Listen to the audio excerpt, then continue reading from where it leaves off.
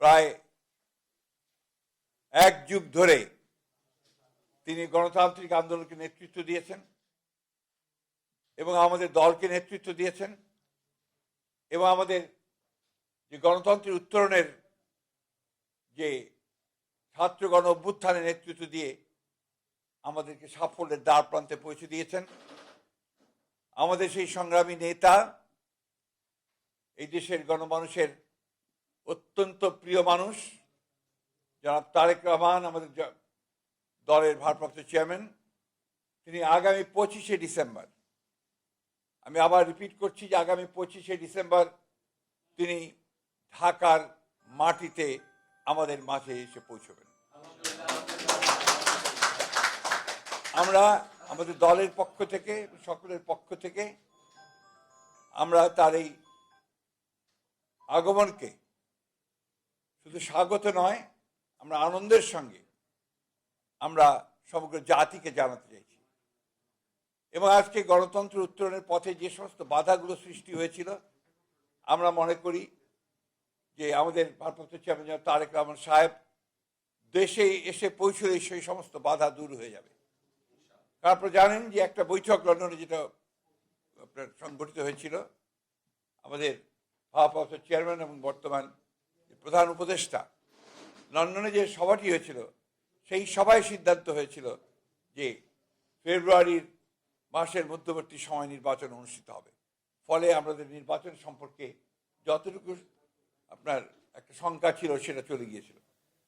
এবং গতকাল নির্বাচনের তফসিল ঘোষণার মধ্য দিয়ে নির্বাচনের যে রেল চলতে শুরু করেছে, যে সারা দেশের মানুষের মধ্যে যে একটা আশা প্রত্যাশা সৃষ্টি হয়েছে, সেটা বাস্তবায়িত হতে চলেছে।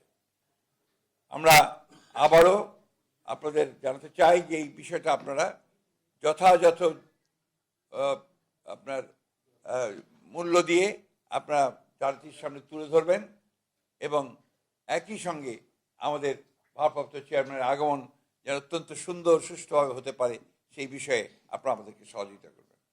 আপনাদের সকলকে ধন্যবাদ। আরেকটি বিষয় আছে যেটা আমাদের আলোচনা হয়েছে স্ট্যান্ডিং কমিটিতে।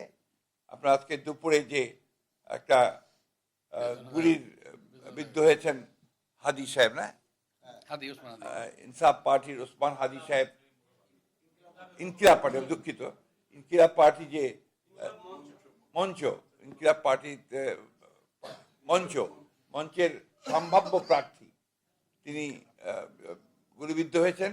এটা আমরা সাথে সাথে আমাদের ভারপ্রাপ্ত চেয়ারম্যান মহোদয় কন্ডেম করেছেন, পার্টির তরফ থেকে স্টেটমেন্ট দেওয়া হয়েছে, আমিও বলেছি।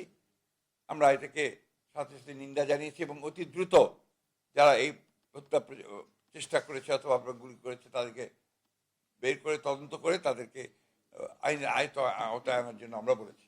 আমরা কথা বলেছি যে ঘটনা থেকে প্রমাণিত হয় যে যে সমস্ত অপশক্তি এই দেশে নির্বাচনকে বানচাল করার জন্য, নির্বাচনটাকে যাতে না হয় তার সেই চেষ্টা করার জন্য যারা কাজ করছে, তাদেরই একটা চক্রান্ত বলে আমরা এটাকে মনে করি। সেভাবে আমরা স্টেটমেন্টও দিয়েছি।